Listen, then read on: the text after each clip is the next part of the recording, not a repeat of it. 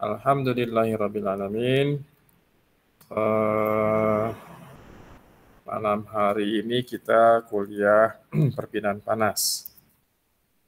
Mohon maaf, seharian ini saya ada meeting sehingga tidak bisa menyapa Anda di kelas secara offline. Ya, sekali lagi ada beberapa momen di mana saya memang tidak bisa bertemu kalian. Saya jujur saja lebih suka bertemu secara offline, bertatap muka langsung di kelas. Akan tetapi beberapa situasi yang tidak memungkinkan untuk itu. Sehingga untuk itu mohon maaf, saya nggak bisa bertatap muka langsung gitu ya. Dan sebagai gantinya saya akan gunakan media online seperti malam hari ini. Jadi sekali lagi teman-teman sekalian, ini bukan maksud saya untuk melakukan tatap muka secara online. Ya, pengennya sekali lagi saya ingin senantiasa berjumpa secara offline dengan Anda. Baik, baru saja saya membagikan papan tulis virtual. Apakah Anda sudah bisa melihatnya? Sudah, Pak. Bisa, Pak. Bisa, Pak. Sudah ya? Aman, Baik. Pak. Aman ya? Baik. Baik, saudara sekalian, kita awali dengan berdoa. Bismillahirrahmanirrahim. Rabbi syrah li sadri wa yassir li amri wahlul 'uqdatam min lisani yafqahu qawli. Rabbi zidni ilman warzuqni fahman. Amin ya rabbal alamin. Baik, saudara sekalian, topik kita kali ini adalah tentang materi kita tentang perpindahan panas secara conduction. Ya, kemarin kita sudah mulai singgung tuh, bagaimana caranya panas itu bisa berpindah secara konduksi, gitu ya. Ada yang bisa mereview kira-kira gimana sih ceritanya tuh perpindahan panas secara konduksi? Gimana? Ada yang bisa mereview pertemuan kita pekan lalu? Izin, Pak. Ya, silakan.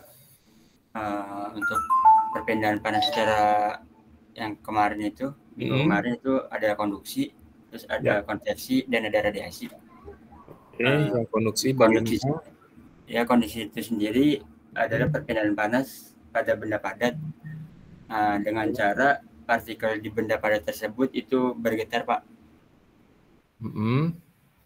Baik. Jadi berpindahnya panas itu karena partikelnya bergetar dari satu media ke media yang lain, gitu ya? Baik, terima kasih.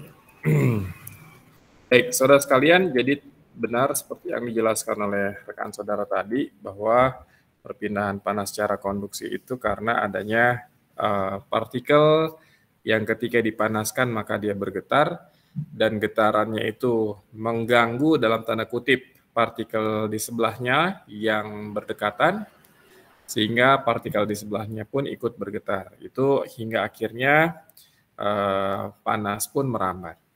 Oke, baik. Nah, saudara sekalian, jadi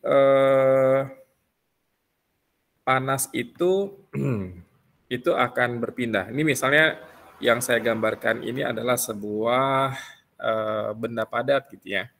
Sebuah benda padat. Kemarin syarat dari perpindahan panas itu gimana? Syarat adanya perpindahan panas jika kalau di sini sebut saja T1 gitu ya, permukaan sebelah kiri nih.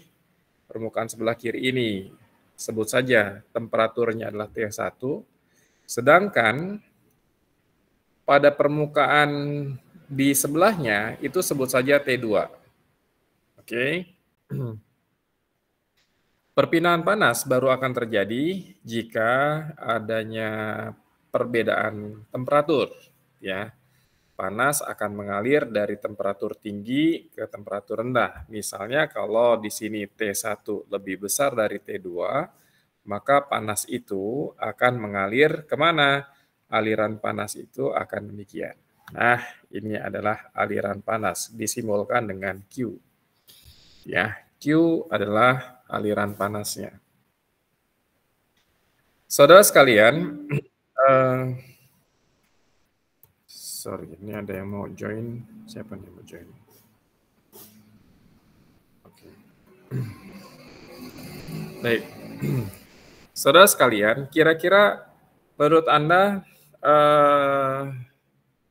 apakah yang mempengaruhi perpindahan tersebut, perpindahan panas ini? Q ini kan pasti ada nilainya dong ya. Pasti ada nilainya. Entah itu 10, 100, 1000, sejuta, dan sebagainya, ini pasti ada nilainya. Ya. Berapakah nilainya, berapa nilai perpindahan panas tersebut, itu menurut Anda bergantung pada apa tuh? Berapa besar nilai perpindahan panasnya? Berapa besar yang kira-kira?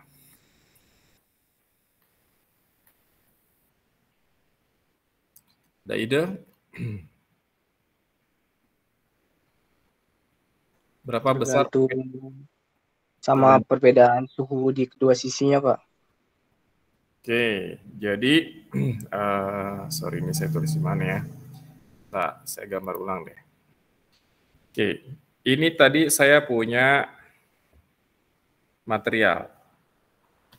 Ya, saya punya material. Di sisi sebelah kiri ini punya temperatur T1, di sebelah kanan punya temperatur T2.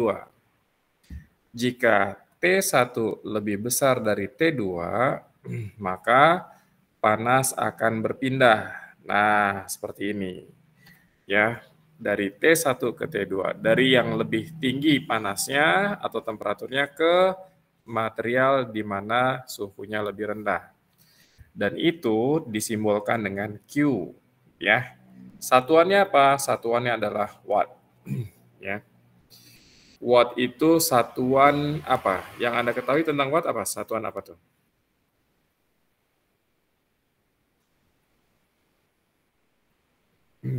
Satuan? Daya, Pak. Daya, betul. Jadi perpindahan panas itu juga sama. Perpindahan panas itu adalah satuannya adalah daya. Berapa watt nih perpindahan panasnya? Berapa watt dayanya? Seperti itu. Nah, saudara sekalian, kalau begitu perpindahan panasnya Q ini, ya Q ini nih, ini dipengaruhi oleh apa? Ya, dipengaruhi oleh tadi teman Anda mengatakan perbedaan suhu. Perbedaan suhu antara titik 1 dan titik 2, maka itu saya katakan delta temperatur. Delta T, sorry. Delta T, delta temperatur. Semakin besar delta temperaturnya, maka akan semakin besar pula aliran panasnya, ya. Harga heat flux, kita menyebutnya heat flux. Harga Q-nya itu akan semakin besar. Daya perpindahan atau laju aliran panasnya akan semakin besar. Oke. Nah, selain itu dipengaruhi oleh siapa lagi? Apa yang mempengaruhi perpindahan panasnya tuh? Apalagi? Panjang batangnya, Pak. Batang logamnya. Panjang. Kalau di sini adalah jarak antar dua posisi tadi tuh, X, ya. Jarak antara titik ini dengan titik sebelah sana, jaraknya berapa? Itu disebut dengan X, ya. Kalau menurut Anda semakin jauh dari kedua titik tersebut, maka Q-nya akan semakin besar atau semakin kecil?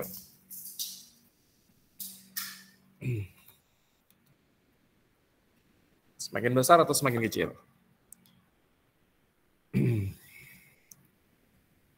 Semakin kecil, Pak. Semakin kecil.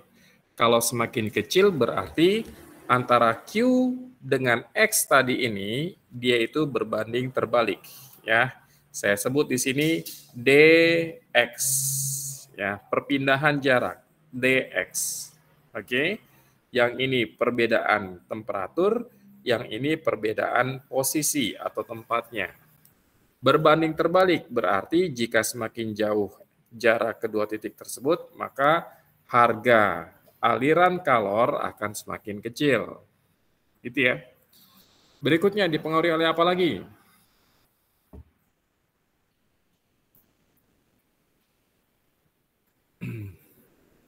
Dipengaruhi apa lagi?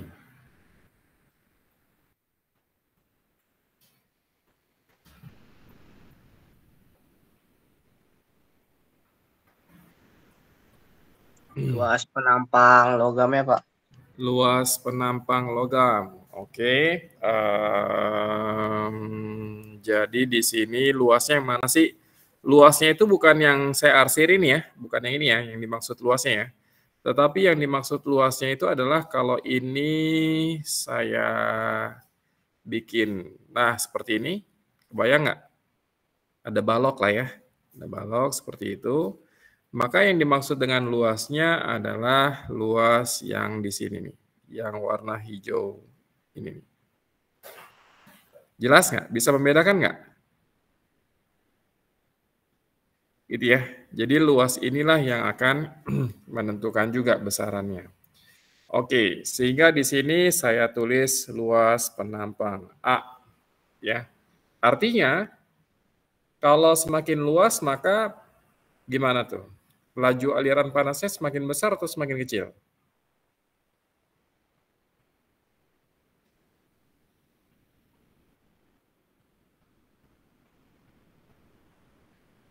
Besar, Pak. Wah, Kecil, Pak. Kecil, Pak. kalau penampangnya semakin luas, maka aliran panasnya semakin Kecil. Besar, Pak. besar, ya. Semakin besar, ya. Jadi, saudara sekalian, luas penampang itu mempengaruhi seberapa cepat dia berpindah panasnya, ya. Seberapa cepat dia berpindah panas. Anda kalau misalnya ingin apa tuh? Ingin contoh kita yang kemarin deh, gitu ya. Ada gelas diisi air, kemudian airnya itu Anda panaskan di atas kompor. Kira-kira kalau misalnya permukaan pantat pancinya itu yang terkena api semakin luas, maka akan semakin cepat nggak pemanasannya? Cepet, Pak. Semakin cepat ya. Kalau Anda pancinya panci yang ini sama-sama nih, pancinya itu sama-sama ukuran 1 liter, tetapi yang satu pantatnya lebar, luas, yang satu pantatnya sempit.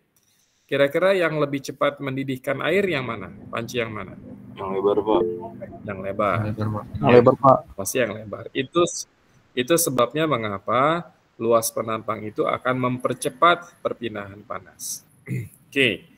Apalagi nih yang mempengaruhi kemampuan perpindahan panas? Apalagi?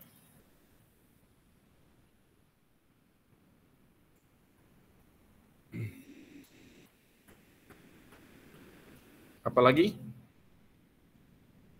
Koefisiennya, Pak. Koefisien apa? Kondisi thermal zatnya. Disebut dengan koefisien konduktivitas, ya, koefisien konduktivitas atau seringkali ditulis dengan K, ya.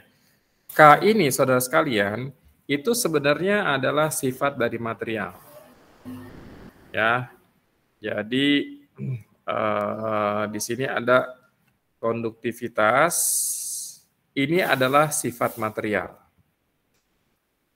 Jadi konduktivitas itu dia tidak ada ukurannya, tidak ada ukuran berapa panjangnya, nggak ada. Berapa lebarnya, nggak ada. Berapa selisihnya, nggak ada. Tetapi konduktivitas itu dilihat ini materialnya apa. Ya. Menurut Anda, mana yang mampu untuk mengalirkan panas dengan lebih baik? Apakah benda itu terbuat dari plastik atau terbuat dari logam? Atau dari kayu? Logam, Pak. Oke, baik. Sehingga jika demikian, saudara sekalian, konduktivitas termal logam, jika dibandingkan dengan konduktivitas termal plastik, jika dibandingkan dengan konduktivitas termal kayu, ya, yang lebih besar adalah konduktivitas termalnya si logam, ya. Sehingga nanti kalau misalnya Anda diminta untuk mengalirkan panas sebanyak-banyaknya, maka yang Anda gunakan adalah carilah logam. Gitu ya. Kalau ingin menghantarkan panas dengan baik, maka carilah logam. Sebaliknya, kalau Anda diminta untuk, ini jangan sampai nih panasnya keluar, kira-kira Anda gunakan apa?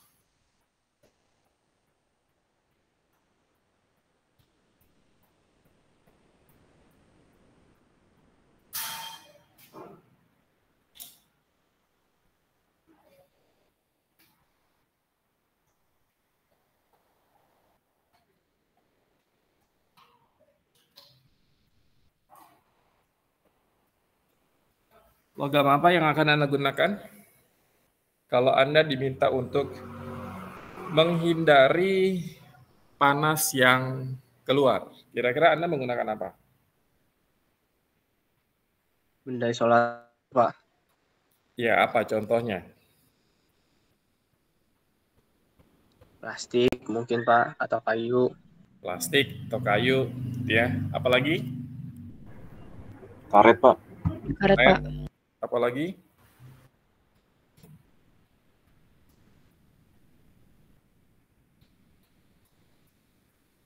Anda di rumah punya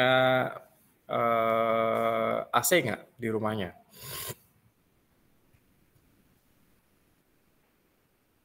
Nggak punya. Apa? Pak. Ada yang punya AC ada di rumahnya ya? Baik. Pak, banyak. Banyak ya? Wow. Saya di rumah saya aja nggak dipasang AC. Ya. Saya termasuk orang yang bagaimana caranya sebuah bangunan itu harus mengkonsumsi energi sekecil-kecilnya, ya. Bisa nggak kira-kira tanpa AC tapi di dalam ruangan itu nyaman? Bisa nggak kira-kira? Bisa, Pak. Bisa ya? Bisa, Pak. Bisa. Iya. Kalian lebih suka dengan rumah yang tetap nyaman walaupun tanpa AC atau kalau mau nyaman ya pakai AC? Mana yang menurut kalian lebih Anda sukai? Nyaman pakai AC, Pak. Yang pakai AC? Tanpa AC, Pak. Tanpa AC ya. Apa alasannya? Alasannya karena bisa tetap nyaman, padahal energi dalam bentuk uang yang harus dikeluarkan itu kan serendah-rendahnya ya. Ya, jadi harusnya Anda ketika sudah belajar perpindahan panas, itu gimana caranya mendesain sebuah tempat tinggal yang tetap bisa nyaman sekalipun konsumsi energinya itu kecil, gitu ya. Saya di rumah ini biaya pembayaran listriknya 200.000 per bulan, gitu ya. Itu sangat murah, gitu kan. Nyaman nggak? Nyaman, gitu. Kok bisa? Ya bisa. Gimana caranya? Ya didesain, gitu ya. Didesain bagaimana caranya panas. Kalau di rumah kan harusnya panas gimana caranya bisa secepat-cepatnya keluar kan itu ya, secepat-cepatnya keluar. Ya, pakai apa dong? Ya ada strateginya memang, ada desainnya. Baik, kita kembali lagi ke sini. Jadi saudara sekalian, di sini koefisien perpindahan panas termal, ya, itu sangat mempengaruhi berapa besarnya kalor yang bisa melintas, berapa banyak kalor yang bisa ditransfer. Ya, jadi sekali lagi K itu adalah tergantung materialnya apa, kemudian A ini seluas apa penampangnya, kemudian delta T ini seberapa besar perbedaan panas antara sisi 1 dengan sisi 2, kemudian delta X ini adalah berapa jarak antar kedua titik tersebut. Oke, baik. Sampai di sini ada pertanyaan, silakan.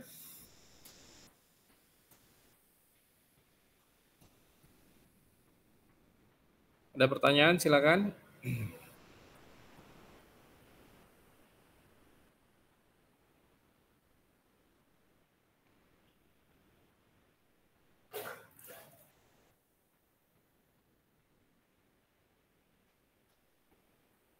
Tidak ada? Baik. Belum ada, Pak. Oke. Cukup, Pak. Baik. Sekarang kita melihat contoh kasus. Ya, contoh kasusnya apa? Contoh kasusnya misalnya adalah ada sebuah ruangan,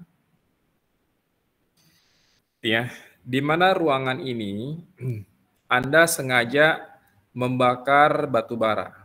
Di dalam ruangan ini sengaja Anda bakar batu bara. Batu bara dimasukkan ke dalam ruangan tersebut, kemudian dibakar, sehingga akhirnya ruangan tersebut itu suhunya menjadi sangat panas. Sebut saja 500 derajat Celcius. Ya. Kira-kira bahaya nggak sih nih? 500 derajat Celcius? Bahaya, Pak. Bahaya, Pak. Bahaya. Berbahaya ya, sangat berbahaya. Tetapi kenapa sengaja ada orang yang membuat ruangan hingga temperaturnya 500 derajat Celcius? Kalau memang itu ternyata bahaya. Kenapa coba? Udah Memang dibutuhkan panasnya, Pak, energinya. Loh, katanya bahaya. Gimana sih? Untuk keperluan lain, Pak. Oke, baik. Jadi saudara sekalian, ketika ada kebutuhan, ya, ketika ada kebutuhan yang di situ membutuhkan suhu sangat tinggi, ya, maka orang sengaja melakukan itu, walaupun ada bahayanya, ya. Nah, tetapi bahaya itu kan bisa diantisipasi ya, bisa nggak dicegah bahaya itu? Bisa, Pak. Bisa ya? Minimalisir. Bisa, Bisa bahaya itu diminimalisir. Ya, caranya gimana? Apakah caranya dengan menurunkan suhunya? Begitu bukan? Bukan, Pak. Bukan. Kalau begitu caranya adalah Membuat desain ruangan tahan panas yang dan untuk keluar. yang tepat adalah bagaimana caranya agar ruangan ini panasnya itu tidak sampai terasa keluar. Begitu bukan? Iya, Pak. Gitu ya. Salah satunya. Jadi caranya adalah bagaimana agar panas sebesar 500 derajat Celcius ini itu tidak sampai terasa keluar. Jadi nanti kalaupun ada manusia, misalnya Anda yang sedang bekerja di sana, itu tidak merasakan 500 derajat Celcius. Waduh, kalau merasakan 500 derajat Celcius, saya rasa Anda sudah matang duluan ya. Ya nggak sih? Nah, Iya, Pak. bisa nggak Anda kasih contoh, di mana sih ruangan yang suhunya 500 derajat Celcius? Di mana tuh? Boiler, Pak. Boiler. Oke, tepat sekali. Ruangan tersebut adalah di boiler. Oke, sekarang tadi saya katakan bahwa ada ruangan yang di satu sisinya suhunya 500 derajat Celcius. Gitu ya. Nah, kemudian ruangan ini dibatasi oleh tembok besar, ya, sehingga nanti di balik tembok tersebut, ketika Anda berada di sana, ya, maka Anda pengen berapa nih? Permukaan tembok ini kalian pengennya berapa? 100.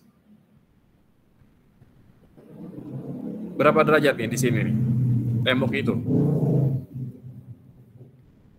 Kalau 100, Anda nggak sengaja nyenggol, melepuh nggak tuh? Pak.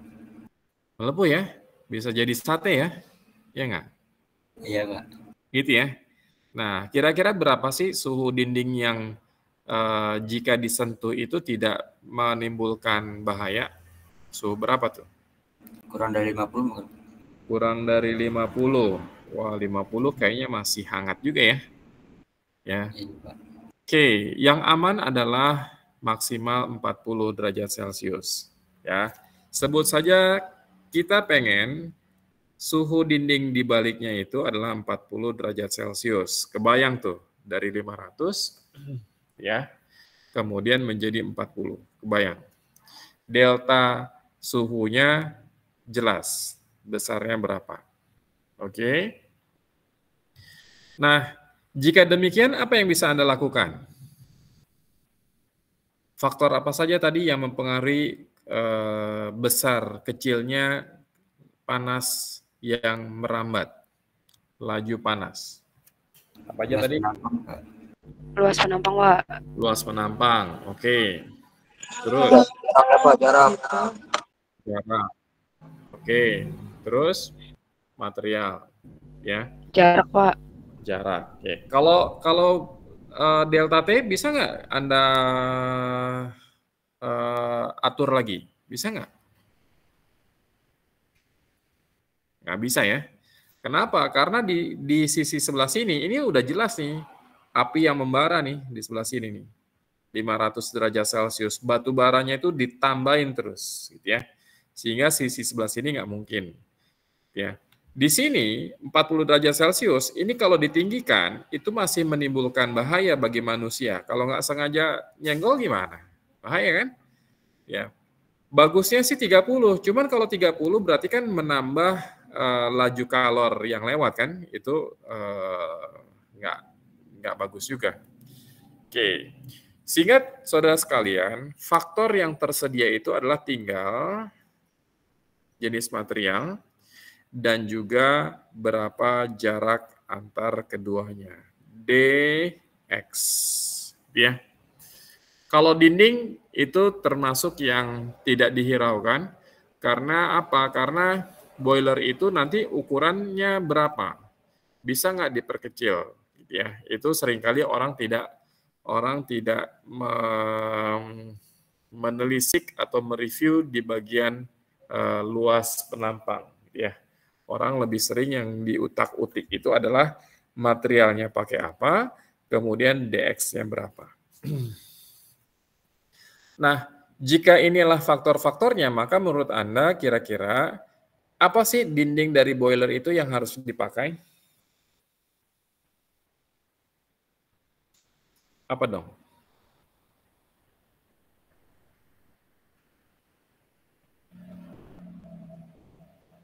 Apa kira-kira? Karet, Pak. Karet. Karet kalau kena suhu 500 di situ ada apinya gimana tuh? Meleleh, Pak. Meleleh, Pak, meleleh. Oh, jangankan meleleh, bisa-bisa jadi melebur juga ya, terbakar juga ya. Ya enggak? Gitu ya. Nah, kalau gitu apa dong? Plastik. Oh, plastik sama juga. Ketemu dengan api yang panasnya 500 derajat Celcius, plastiknya itu pasti jadi bahan bakar. Sama seperti karet. Karet terkena panas api 500 derajat Celcius, malah nanti karet tersebut jadi bagian dari bahan bakar. Ya, nggak mungkin ya. Kalau gitu apa dong? Logam mungkin. Kalau logam bukannya K-nya sangat baik. Koefisien konduktivitasnya bukannya sangat baik kalau logam. Karbon, Pak. Karbon itu kan termasuk logam ya. Jadi dia termasuk yang konduktivitas termalnya baik.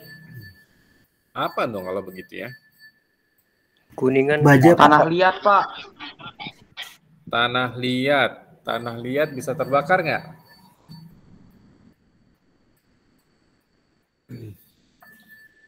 Oke, baik. Jadi saudara sekalian, tanah liat itu problemnya adalah dia kalau dipanaskan di suhu tinggi, lama-lama dia bisa rapuh, gitu ya.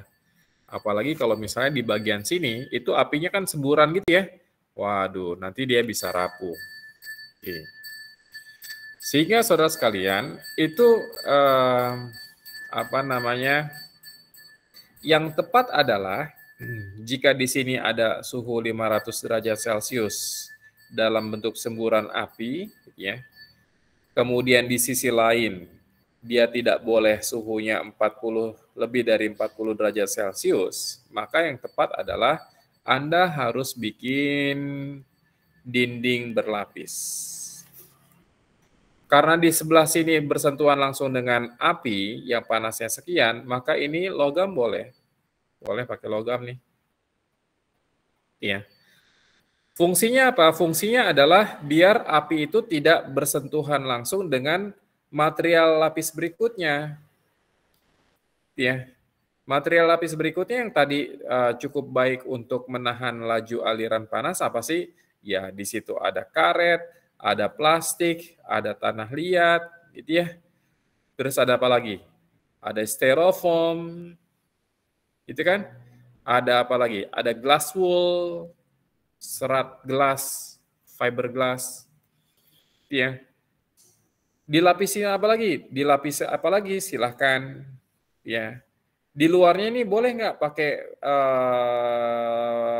bata tahan api? Nggak boleh. Karena apa? Karena di sini yang paling luar ini itu kadang-kadang orang bawa meja, bawa kursi, kemudian kalau lagi diangkat-angkat, dipindah-pindahin meja kursinya, pindahin lemarinya, itu kesenggol-senggol. Kalau di bagian luarnya ini adalah dari tanah liat, maka dia itu akan cepat, gimana kira-kira? Cepat rontok ya. Cepat rusak, Pak. Cepat rusak ya. Sehingga di bagian luar ini lagi-lagi dilapisi dengan logam. Ya. Cukup selembar tipis saja logam tersebut. Tujuannya apa? Tujuannya adalah kalau terjadi impact, benturan-benturan, ketika Anda memindahkan meja, kursi, lemari, dan material berat lainnya, itu tidak ada masalah. Bisa difahami sampai situ? Bisa, Pak. Oke. Jadi saudara sekalian, dinding itu bisa dibuat berlapis, gitu ya. Karena apa? Karena tidak ada satu material pun yang bisa memenuhi seluruh keperluan. Oke. Baik, sampai di sini ada pertanyaan, silakan.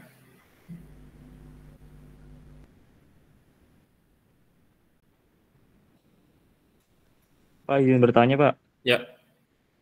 Kalau dinding untuk menahan suhu boiler 500 derajat itu nggak mengalami keretakan, Pak, pada dinding? Oke, baik. Pertanyaan bagus.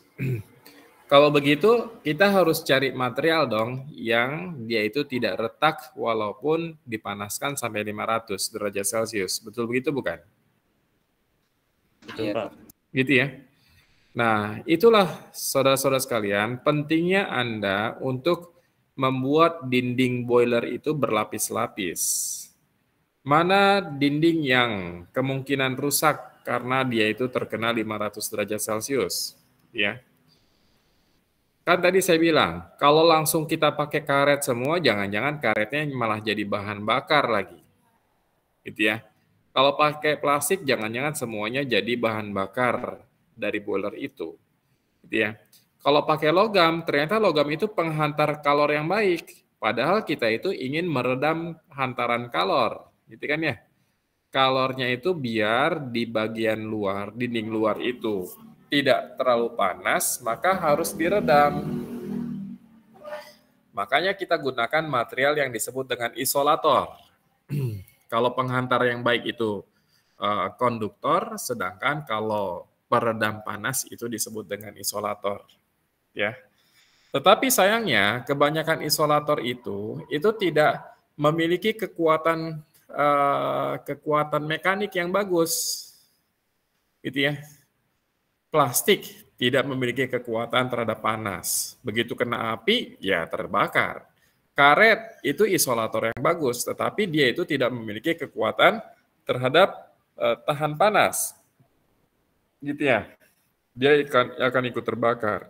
Kalau gitu pakai logam. Tapi logam itu adalah konduktor yang baik.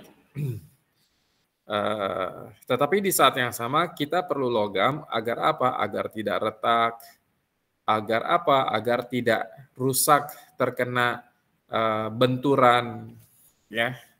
Sehingga akhirnya boiler Anda itu harus dibuat berlapis-lapis. Jelas sampai situ? Gitu ya. Pak. Oke, baik. Termasuk material yang harus digunakan itu adalah untuk mencari material yang tidak retak ketika dia itu terkena panas yang sangat tinggi. Gitu. Ada pertanyaan yang lain, silakan.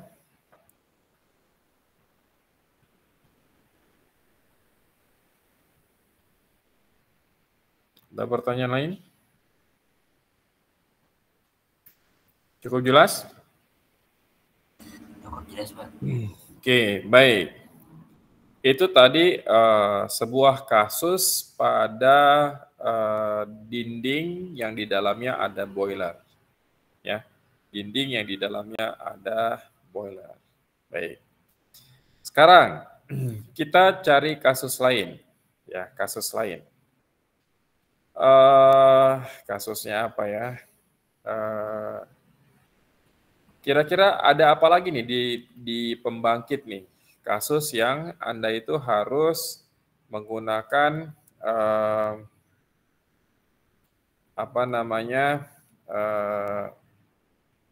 isolasi atau Anda harus menahan jangan sampai panasnya itu berpindah.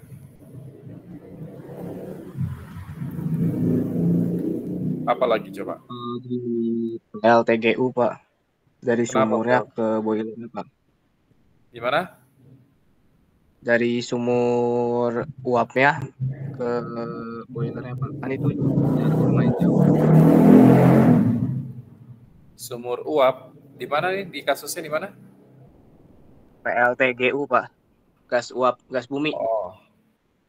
PLTGU bukan gas bumi. PLTGU itu adalah ada turbin gas dan di saat yang sama ada siklus pembangkit Rankine cycle. Ya. Karena lu sudah kita bahas itu kan ya?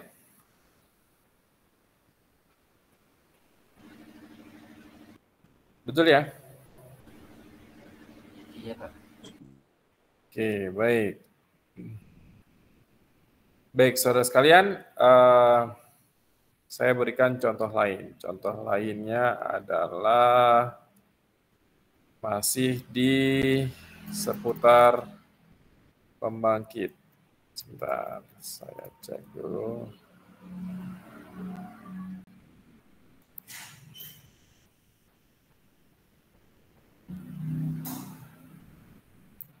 Kalian kalau pengen join ke Google Meet ini gunakan email PNJ ya, biar langsung otomatis masuk ya. Karena saya kadang nggak sempat untuk ngeklik memberikan izin akses masuk gitu ya.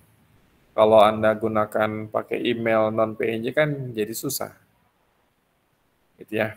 Jadi tolong gunakan email PNJ. Baik, saya berikan contoh lain. Contoh berikutnya adalah tadi konteksnya adalah masih biar panas itu tidak keluar, ya, agar panas itu tetap di ruang bakarnya si boiler, agar panasnya itu masih tetap berada di dalam furnace. Furnace itu adalah tungku pemanas. Tungku pemanasnya itu salah satunya adalah pada boiler. Baik. Masih dalam konteks agar panas itu tidak keluar. Contoh yang lain adalah jika Anda punya pipa,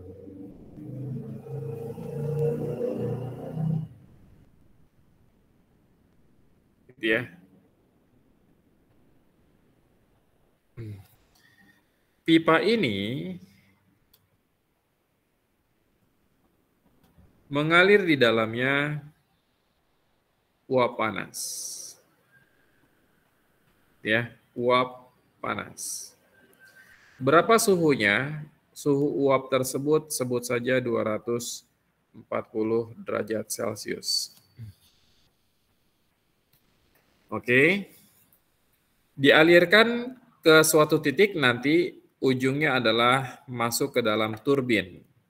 Ya. Kalau uap ingin diekspansikan di turbin, maka jangan sampai sepanjang perjalanan ini, uap itu melepas kalor ke lingkungan. Ya, ini harus dihindari, melepasnya kalor ke lingkungan. Mengapa? Kalau uap tersebut selama perjalanan ini melepas kalor ke lingkungan, maka uap tersebut akan berubah menjadi apa? Menjadi apa? Air, Pak. Menjadi kondensat. Ya. Kalau sepanjang perjalanan kalornya itu melepas ke lingkungan, ini dilarang. Mengapa? Jika terjadi seperti itu, maka uap itu akan berubah menjadi kondensat atau menjadi liquid, menjadi cairan. Kalau ada cairan yang masuk ke turbin, maka bisa dipastikan turbin itu akan rontok, akan ambyar. Ya. Jadi uap itu harus tetap terjaga pada suhu dan temperatur tinggi, ya. Ya. Kenapa? Karena kalau berubah uap tersebut menjadi liquid, ya, maka yang terkena masalah berikutnya adalah turbinnya itu sudu-sudunya akan rusak. Jelas sampai situ?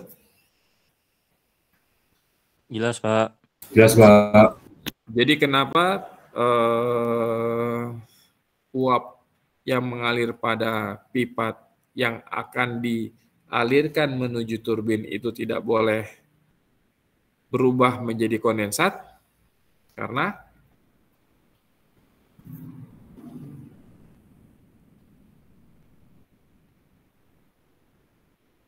Merusak turbin, Pak. merusak turbin. Betul. Nah, jika bahaya dari uap yang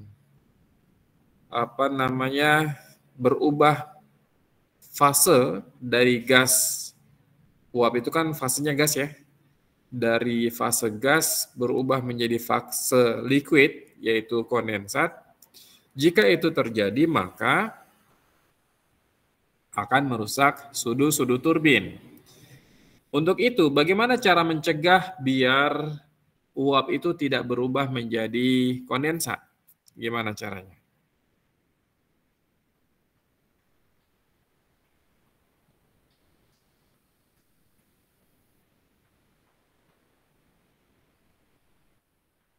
Gimana caranya? Melapisi pipa, Pak. Caranya adalah mencegah terjadinya pelepasan kalor. Ini tadi nih saya silang nih, Q-nya itu disilang. Artinya tidak boleh ada Q atau kalor atau heat transfer dari uap ke lingkungan. Lingkungan berapa sih suhunya? Oh, kalau misalnya di area Tanjung Priuk misalnya, atau di Muara Tawar itu katakanlah suhunya 30 derajat Celcius. Ya. Di dalam ini mengalir steam yang suhunya 240, kemudian di lingkungan suhunya 30, maka dia berpotensi untuk berpindah ke lingkungan. Kalor melepas ke lingkungan. Ini yang harus dicegah, gitu ya. Bagaimana cara mencegahnya? Sama seperti boiler tadi. Caranya adalah dengan melapisi pipa tersebut dengan bahan yang apa nih? Isolator atau konduktor? Isolator, Pak. Isolator. Oke. Nah, kira-kira isolatornya yang sifatnya kayak gimana nih? Kalau tadi kan di boiler itu yang lewat bukannya uap kan, tapi yang lewat itu adalah api. Api yang suhunya sampai 500 gitu ya. Wah tuh, berbahaya tuh semua tuh. Tetapi di sini yang mengalir adalah uap. Suhunya tidak setinggi yang di dalam boiler, hanya 240. Kira-kira isolator jenis apa nih yang cocok nih? Pipanya boleh nggak pakai pipa karet?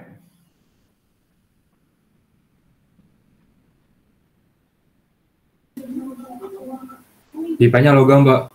Pipanya logam ya. Kenapa nggak pakai pipa karet? Meleleh, Pak. Pakai PVC boleh nggak pipa untuk paralon tuh, untuk instalasi air di rumah-rumah? Nggak bisa, Pak. Nggak bisa, Pak. Gitu ya.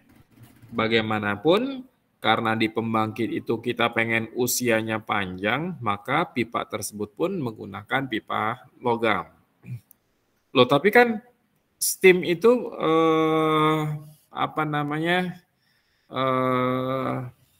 ya walaupun kita mencegah biar tidak terjadi kondensat, tapi sedikit banyaknya itu pasti akan terbentuk kondensat, walaupun sangat kita cegah, gitu ya. Nah, sehingga jangan sampai nanti kita menggunakan material yang mudah korosi, gitu ya. Mudah korosi itu juga harus diperhatikan. Kemudian juga kenapa tidak menggunakan PVC? Karena kita pengen usianya panjang. Kenapa tidak pakai karet? Ini kalau pakai karet dia nanti bisa melendut lagi, kan nggak bisa juga kan? Sehingga pipanya tetap menggunakan logam. Logamnya silahkan dicari tuh yang sifat-sifatnya dia itu tidak mudah korosi. Itu satu hal. Hal lain adalah menggunakan pipa yang apa tuh? Yang konduktivitas termalnya juga tidak terlalu besar, gitu ya. Jangan pakai tembaga, ya. Carilah material yang baik. Selain itu juga pipa tersebut dilapis lagi dengan isolator yang lain, ya, isolator yang lain. Sehingga nanti kalor yang dilepas ke lingkungan itu tidak terlalu besar. Oke, sampai sini jelas? Jelas, Pak. Oke, baik. Jadi saudara sekalian,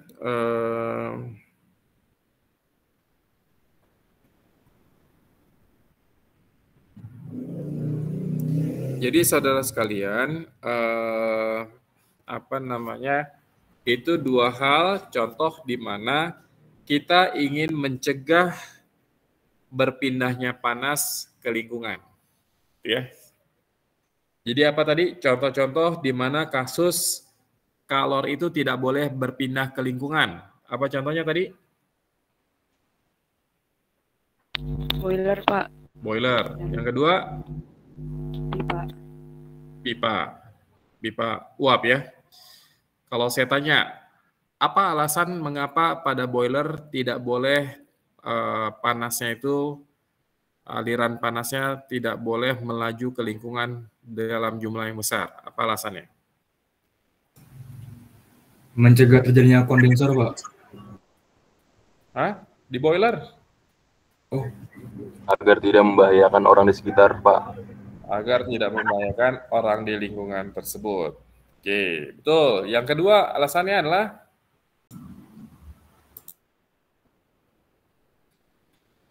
agar mudah dimonitoring, Pak. bukan. Mengapa panas dari dalam boiler itu tidak boleh lepas ke lingkungan? Alasan pertama adalah agar makhluk hidup yang ada di sekitar boiler itu tidak terpapar bahaya, ya. Kalau misalnya panas yang berpindah keluar itu tinggi, maka dindingnya pasti juga panas dan itu bahaya, ya. Terus juga alasan yang kedua adalah agar panasnya itu bisa dimanfaatkan secara maksimal untuk mendidihkan air. Kan boiler itu untuk mendidihkan air. Apa yang digunakan untuk mendidihkan air? Panas. Panasnya itu kalau keluar ke lingkungan gimana? Ya nggak bisa dipakai dong untuk mendidihkan air, gitu ya. Jadi kerugian.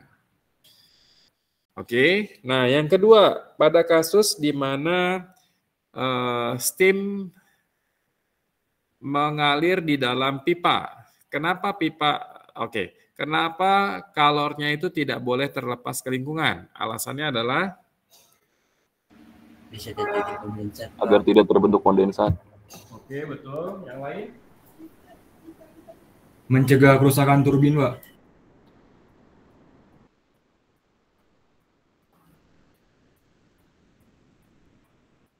Sorry, yang kedua apa tadi? Mencegah korosi, Pak. Apa?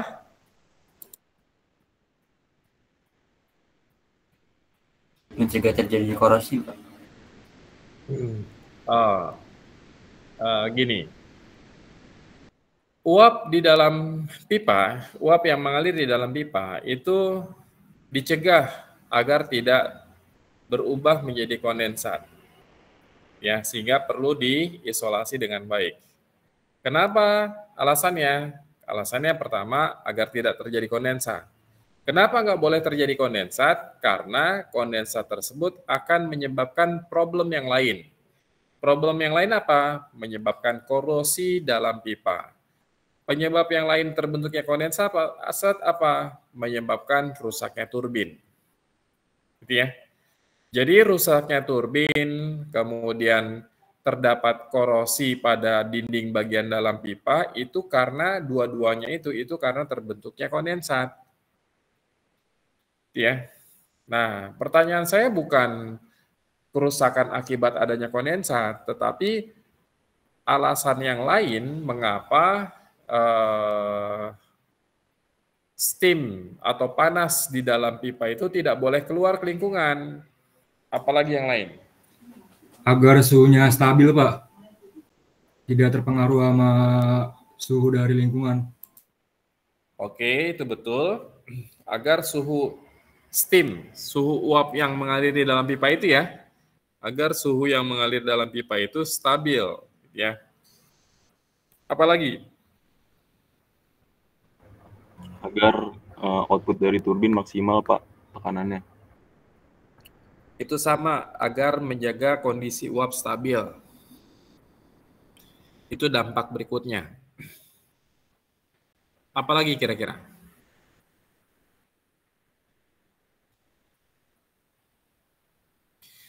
Jadi alasannya sama dengan mengapa boiler itu dilapisi dengan isolator yang baik. Agar manusia yang berada atau makhluk hidup yang berada di sekitarnya, ketika dia itu tidak sengaja menyenggol pipa tersebut, maka dia tidak terpapar bahaya. Gitu ya. Jadi alasannya sama. Anda bayangkan misalnya uap panas yang diambil di pembangkit listrik tenaga panas bumi. Itu kan diambilnya dari berbagai sumur panas bumi di mana-mana tuh. Jaraknya pun ada yang 5 km, ada yang sampai belasan kilometer, jauh sekali tuh.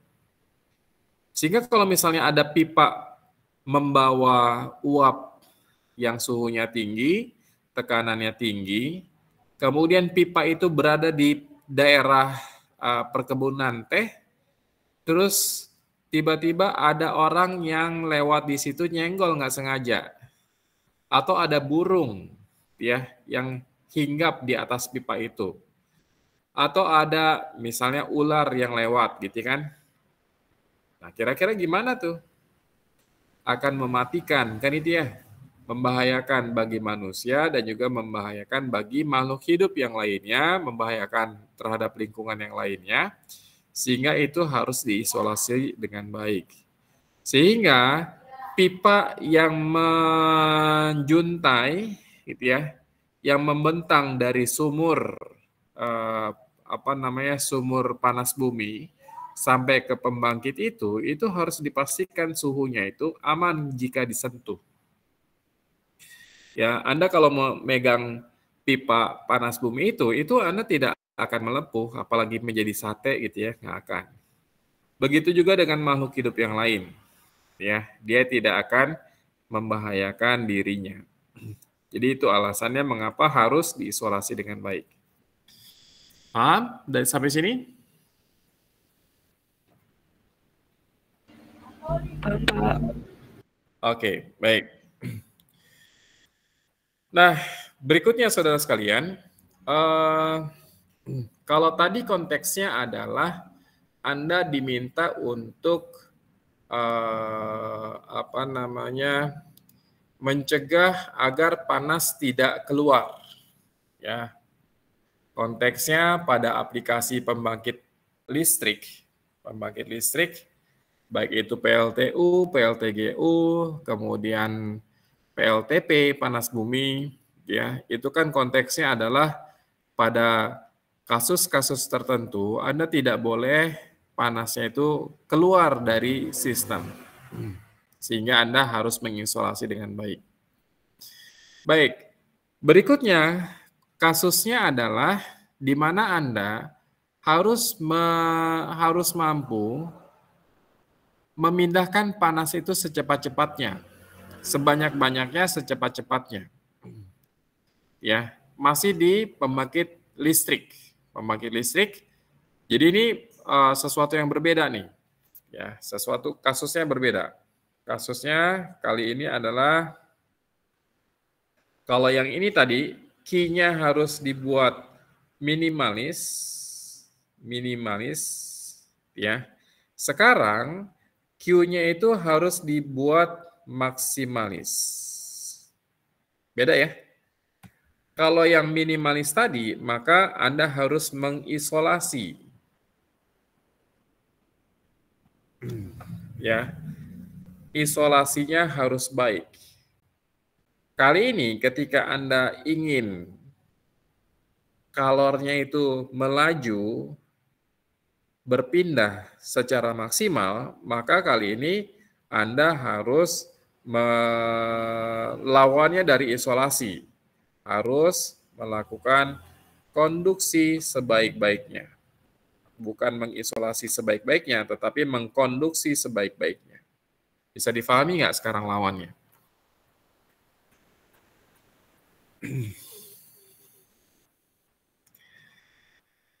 Kebayang ya, kalau tadi kan mengisolasi sebaik-baiknya agar panasnya itu tidak keluar.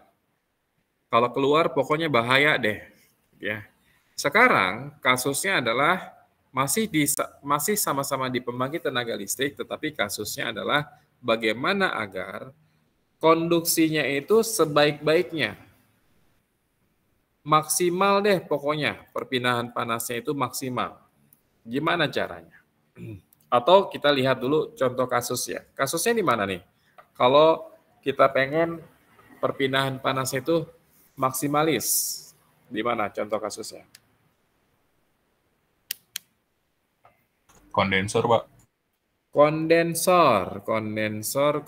Di mana tuh? Sebagian mana tuh kondensornya tuh?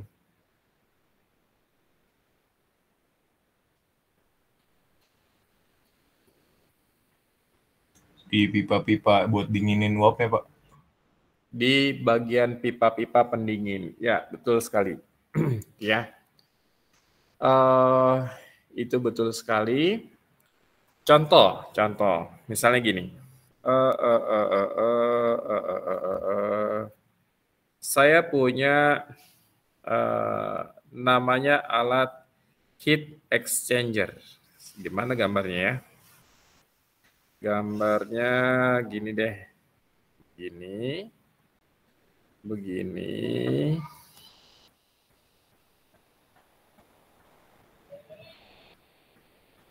Ya.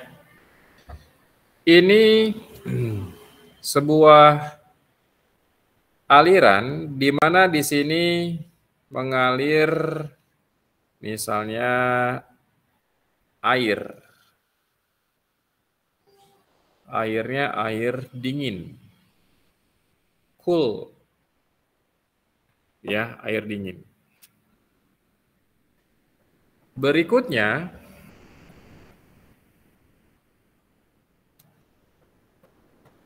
di sini, di bagian tengahnya ini,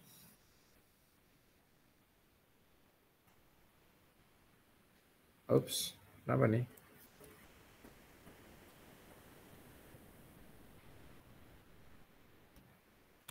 Lah, kenapa ini?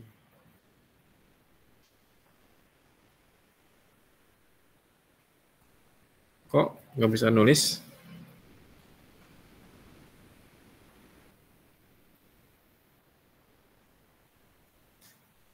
Kenapa tidak bisa menulis?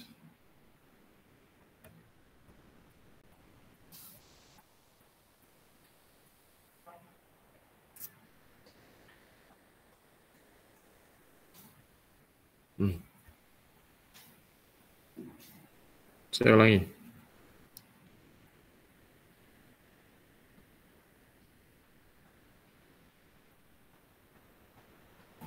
Ini ada cangkang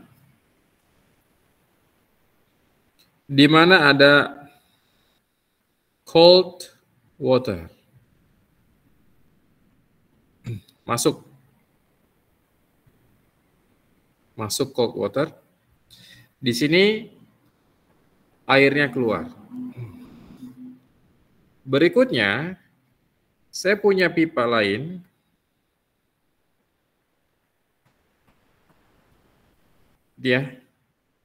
Pipa yang ini yang lewat adalah uap. Uapnya masih panas. Hot steam.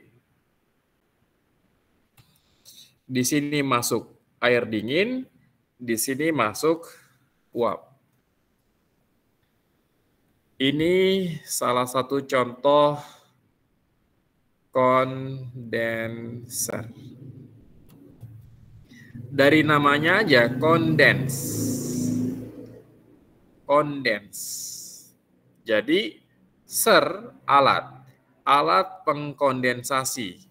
Jadi tujuan dari alat ini adalah agar uap ini semuanya nanti berubah hingga ketika keluar mereka itu tidak lagi sebagai uap, tetapi dia itu keluar sebagai liquid, cairan yang keluar sana. Kalau kasus yang pertama tadi, kita mencegah ya, jangan sampai uap itu berubah menjadi liquid ya. Betul begitu bukan? Iya, Pak. Kalau kasus yang pertama tadi, yang kita lakukan adalah bagaimana caranya agar heat transfernya itu minimalis. Tapi kali ini heat transfernya itu kita bikin maksimalis. Bisa difahami sampai sini? Bisa difahami sampai sini? Iya, Bapak. Kenapa? Karena masuknya uap, keluarnya cairan. Masuknya steam, keluarnya kondensat. Sehingga di sini nanti yang panas kan sini kan? Sehingga panasnya itu akan keluar. Nah, panasnya ini akan keluar. Ini Q keluar. Di sini juga keluar dia. Ya. Nah, kemudian panasnya itu akan diapakan? Panasnya itu akan diambil oleh air dingin. Sini air dingin akan menyerap kalor. Karena dia menyerap kalor, maka di sini ini menjadi hangat, warm. Masuknya dingin, gitu ya. Masuknya dingin. Kemudian dia bersentuhan dengan pipa panas tadi, maka nanti keluarnya air hangat. Karena pipa yang steam tadi itu melepas kalor, maka nanti keluarnya itu adalah kondensat.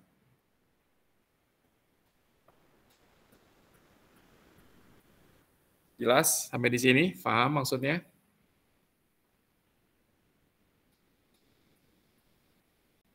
Nah, saudara sekalian, jadi kasus di sini, ini kasus di mana Q-nya itu harus maksimal. Harus maksimal. Kalau dua kasus pertama tadi, Q-nya itu harus minimal. Kalau ini, kalornya itu harus maksimal. Bertolak belakang ya. Nah, sehingga kalau misalnya tujuannya adalah seperti ini, maka yang harus Anda lakukan apa dong? Mencari material yang bersifat konduktif atau isolatif? Konduktif, Pak. Konduktif, ya. Jadi itulah perbedaan dari tujuan aplikasinya, ya. Aplikasinya untuk di mana nih, ya? Seperti itu.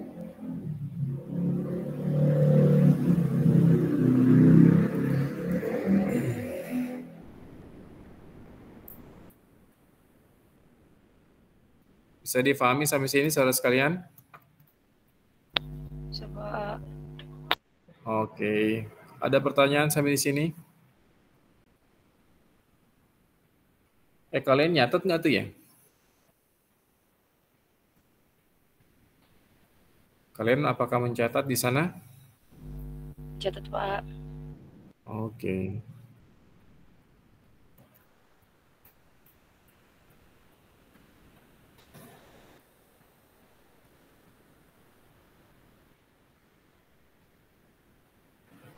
Ada pertanyaan sampai di sini?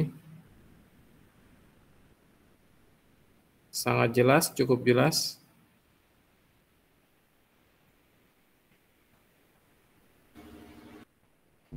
Cukup jelas, Pak. Oke.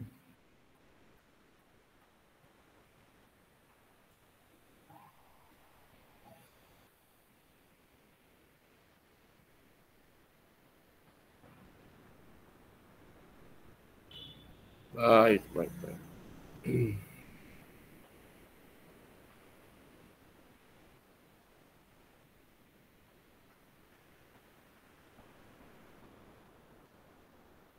Baik, coba Anda cek e-learning kalian deh. Coba Anda buka e-learning kalian.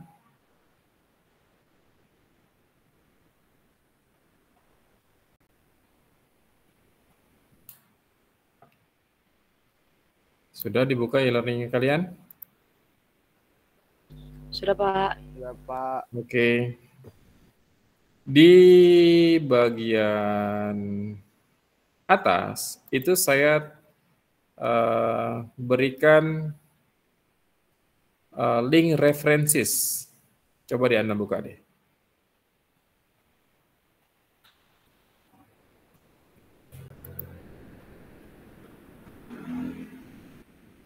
Jadi buka nggak? Bisa, Pak. Bisa. Bisa, Pak. Silakan Anda Bisa, download Pak. itu, ya silakan di-download. Itu yang akan menjadi bahan diskusi kita malam hari ini.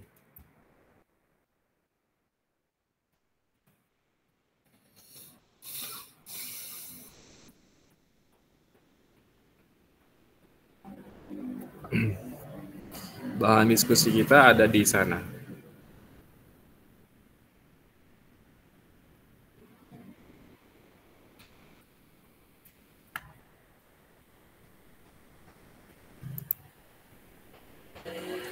Walaupun kita baru membahas yang apa tuh? Konduksi ya. Konduksi.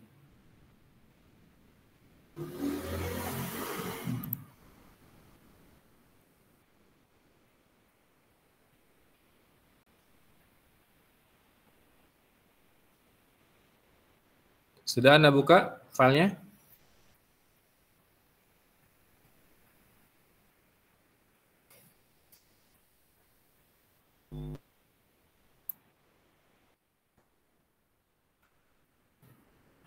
Sudah Anda buka filenya?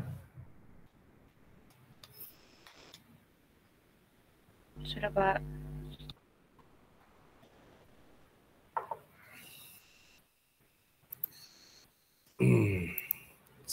Sebentar.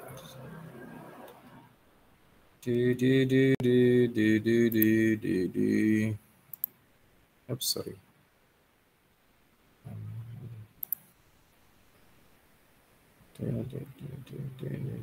Transfer.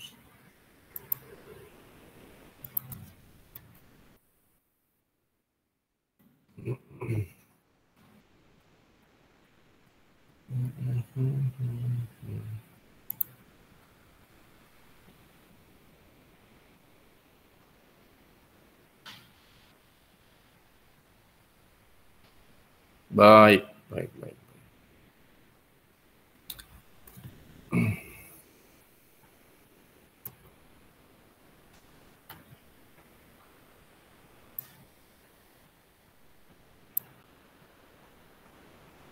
Coba buka yang chapter 15.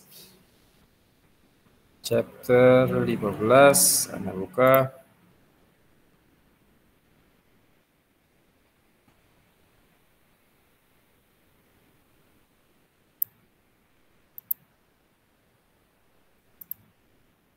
Nah, ini ya.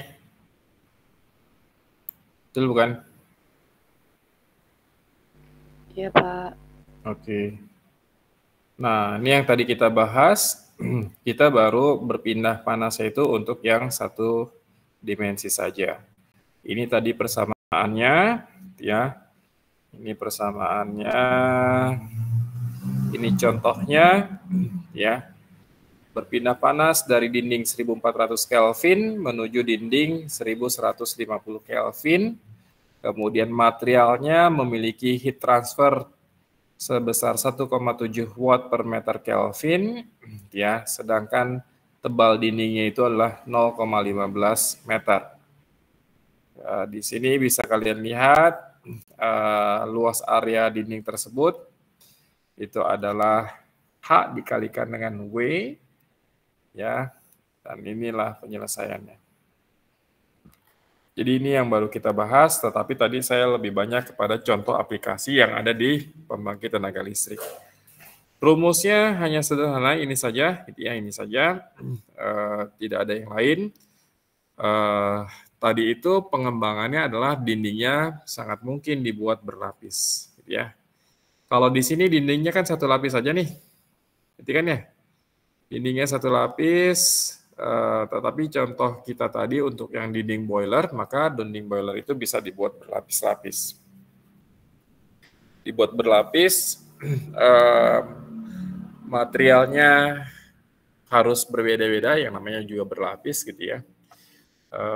Kemudian kalau yang tadi untuk apa tuh pipa agar uapnya itu tidak berubah menjadi kondensat, itu juga berupa pipa. Ini beda lagi ya, nanti rumusnya beda lagi. Kalau ini untuk yang apa namanya flat berupa apa namanya dinding segi 4, itu rumusnya nanti akan berbeda untuk yang kasus pipa, ya, karena pipa dia itu bentuknya adalah radial, itu berbeda lagi. Begitu, saudara sekalian. Nah, sehingga nanti rumusnya tidak sesederhana ini loh ya, tidak sesederhana yang ini. Kalau ini hanya untuk satu lapis dan persegi 4. Akan berbeda kalau nanti dindingnya berlapis dan juga berupa pipa radial. Itu rumusnya berbeda. Tapi paling tidak prinsipnya Anda sudah bisa memahami itu.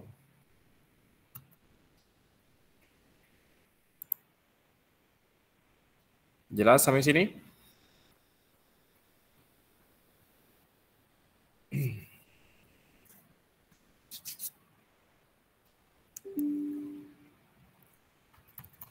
Ada pertanyaan sampai di sini?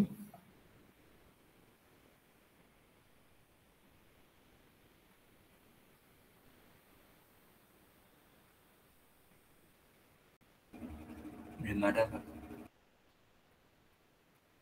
Cukup jelas?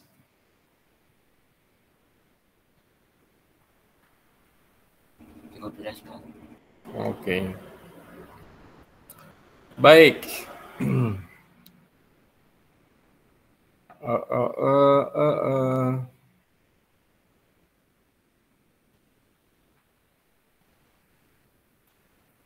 Kalau begitu, tugas untuk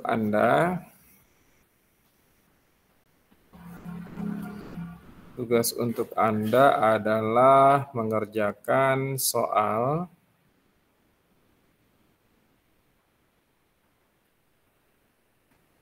Dari yang chapter 15 masih ya.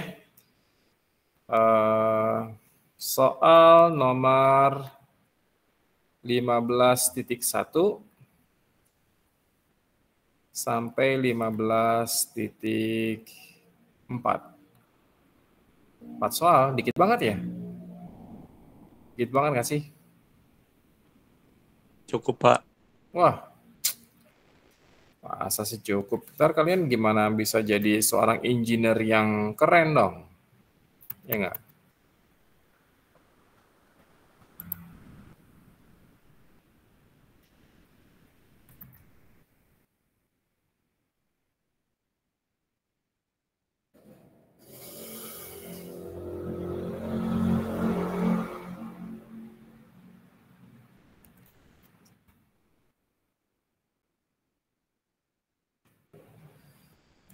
Baik, kalau begitu sampai 15 titik berapa ya?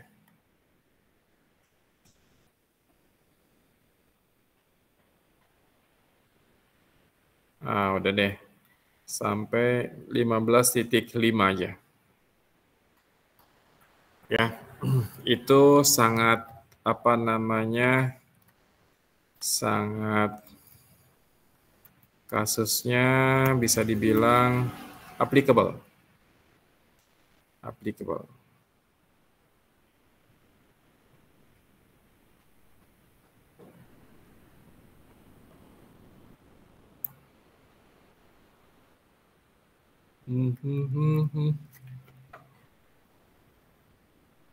Horizontal concrete slab.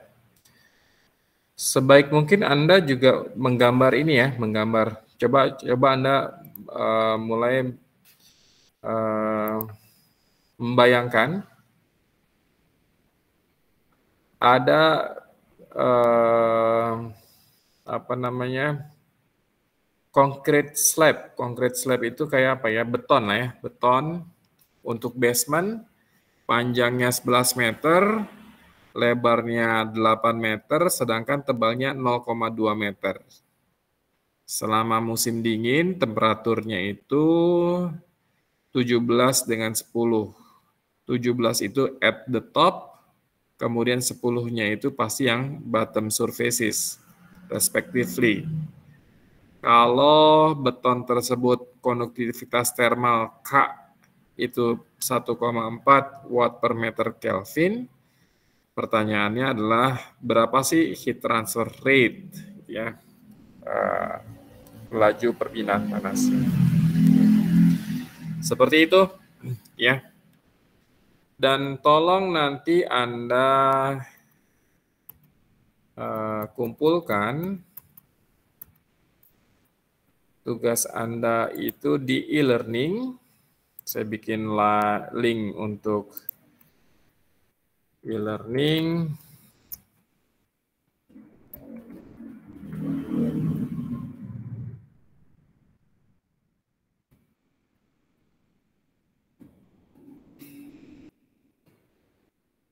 Oke. Paling lambat tanggal 2 ya. Tanggal 2, berarti 1 pekan.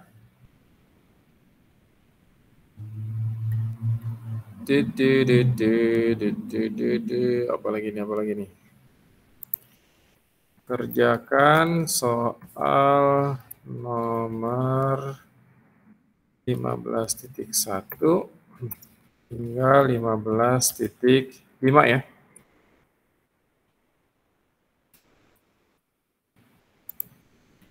Oke.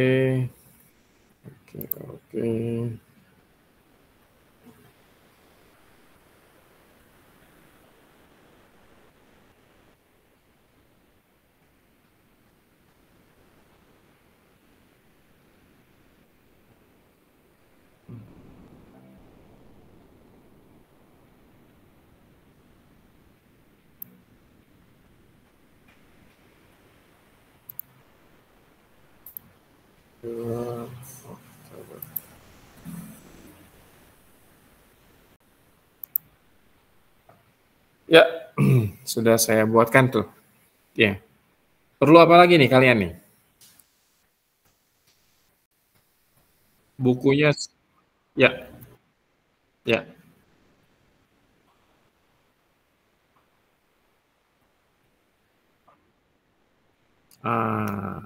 Coba kamu cek di bawah deh tuh.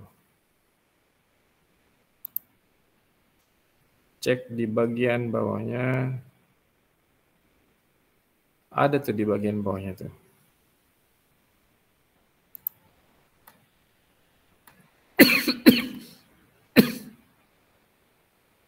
Iya Pak, ada Pak. Ada ya? Nah, ada ya. Kalau ada soal yang tulisannya seperti tadi, CD-ROM itu berarti soal yang levelnya lebih menantang dikit lah. Itu cirinya. Cirinya itu berarti soalnya lebih menantang. Nah, jadi tolong saudara sekalian, ketika Anda mengerjakan soal-soal ini, tolong Anda visualisasikan dalam bentuk gambar terlebih dahulu, gitu ya. Contohnya nih, nomor 15.4. The heat flux through a wood slab 50 mm thick, whose inner and outer surface temperature are 40 and 20 degrees Celsius respectively, has been determined to be 40 watt per meter square. What is the thermal conductivity of the wood? Ya. Jadi tolong mulai. Ya. Ya, silakan. Kenapa? Halo? Halo? Nggak jadi?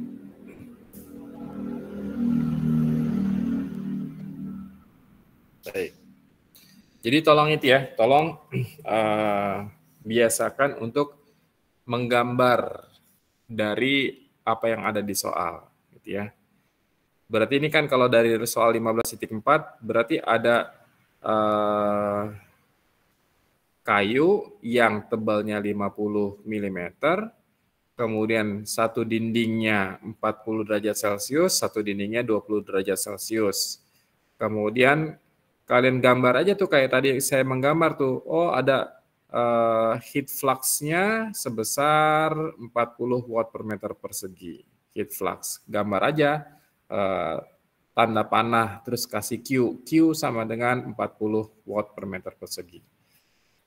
Terus yang ditanya apa? Yang ditanya adalah K, thermal conductivity dari kayu tersebut. Itu aja. Ada pertanyaan saudara sekalian? Silakan.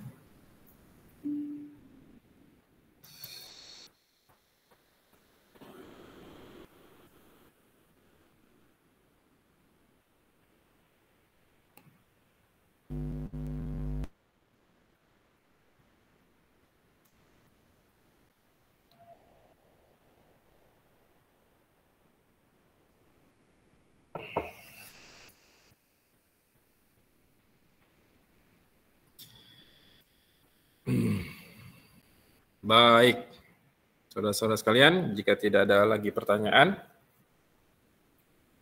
saya kira kuliah kita hari ini saya cukupkan sampai di sini. Kalaupun ada yang ingin ditanyakan selesai dari kuliah ini, Anda bisa menuliskan menuliskan apa di lewat e-learning yang bisa kalian buka bersama apa tuh? Sebentar, kayaknya ada deh. Oh, forum. Ada forum.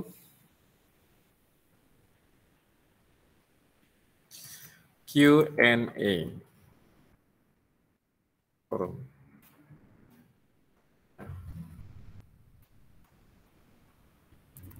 You may ask any questions regarding our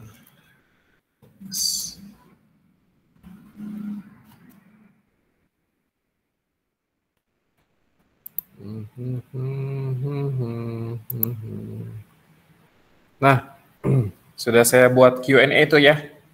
Q&A forum, sehingga kalian kalau ada yang ingin ditanyakan, silakan dalam forum tersebut nanti akan saya reply. Baik, saudara sekalian, sekali lagi terima kasih dan mohon maaf, mudah-mudahan apa yang kita diskusikan pada malam hari ini bermanfaat, insya Allah, dan Anda bisa mengerjakan tugas Anda, ya. Boleh nggak kerjakan tugasnya itu berkelompok? Silakan aja, ya. Tapi yang saya harapkan adalah Anda bukan mencontek pekerjaan teman Anda, ya. Mencontek itu dampak buruknya sangat besar, gitu ya. Pertama, Anda berarti membohongi diri Anda. Bisa saja nanti kan karena mencontek, Anda mengumpulkan, Anda mendapatkan nilai A misalnya gitu ya. Wah, nih saya dapat A gitu ya. Tapi ternyata A-nya Anda itu adalah A palsu. A akibat Anda berbohong. A karena Anda mencontek. A karena Anda curang. Sama sekali tidak perlu dibanggakan dengan mendapatkan A yang seperti itu karena itu adalah hasil kecurangan. Sama seperti pejabat yang korupsi, gitu ya. Sama itu. Mereka kaya tetapi kaya dari hasil korupsi. Anda mendapatkan A tetapi A berdasarkan hasil dari kecurangan. Itu sama sekali tidak membanggakan. Harusnya Anda lebih merasa malu untuk hal itu. Itu hal pertama kerugiannya. Hal kedua, Anda sebenarnya sedang menunjukkan bahwa diri Anda itu pemalas, Anda itu adalah bodoh gitu ya, sehingga Anda mencontek. Sebenarnya Anda sedang menunjukkan Anda sebagai seorang yang pemalas dan juga orang yang bodoh.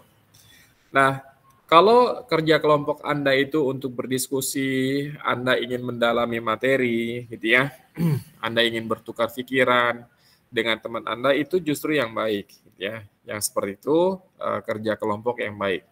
Di situ juga Anda bisa melatih bagaimana caranya berkomunikasi dengan rekan Anda membagi tugas dan sebagainya, berlatih menjelaskan isi pikiran Anda, itu sangat baik. Kerja kelompok itu sangat baik, ya. Tapi jangan sampai diselewengkan dengan cara apa? Dengan cara Anda mencontek, pinjam dong mana pekerjaan Anda gitu kan, sini saya tulis. Nah itu yang keliru. Ya, tetapi kalau misalnya kerja kelompok itu untuk mendiskusikan masalah-masalah gitu ya, sehingga Anda menjadi lebih paham, itu yang justru yang baik gitu ya. Bukan hanya sekedar jiplak, copy paste, itu nggak boleh. Nah, saudara sekalian, yang saya inginkan tugas ini Anda tulis di kertas, ya di kertas Anda tulis dengan tulisan tangan, kemudian Anda fotonya itu diubah menjadi PDF dan PDF-nya itu Anda upload di link Anda yang sudah saya siapkan. Seperti itu, ada pertanyaan lagi silakan. Maaf Pak, saya tadi belum di absen Pak. Oh, belum di absen. Ya Pak, mohon maaf saya juga Pak. Tadi telat 10 menit Pak. Wow.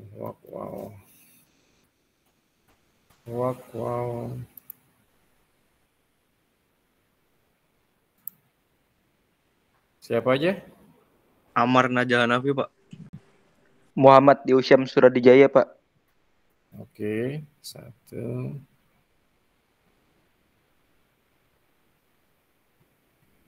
Muhammad Diusyam Suradijaya. Oke, dah. Ya, baik. Terima kasih Pak. Oke. Terima kasih Pak. Oke.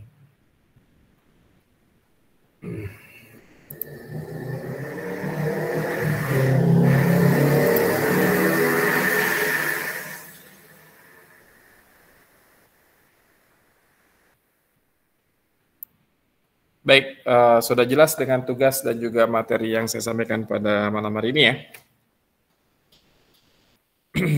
Jadi saudara sekalian, model kuliah kita itu nanti akan lebih banyak pada diskusi-diskusi, kira-kira apa sih aplikasi dari perpindahan panas ya pada pembangkit listrik ya.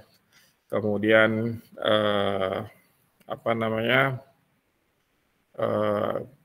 apa sih korelasinya dan mengapa demikian, apa logikanya dan seterusnya ya. Setelah itu diakhiri dengan memberikan tugas yang harus Anda kerjakan. Dan ketika Anda mengerjakan tugas tersebut, pasti Anda membutuhkan perhitungan-perhitungan, dan di situ Anda membutuhkan persamaan-persamaan, dan persamaan itulah yang Anda lihat dalam buku referensi yang sudah saya bagikan. Gitu ya. Baik, sekali lagi terima kasih, mohon maaf. Assalamualaikum warahmatullahi wabarakatuh. Waalaikumsalam warahmatullahi wabarakatuh. Terima kasih. Semuanya pamit. Tutup ya. Baik, Pak. Terima kasih. Terima kasih, Pak.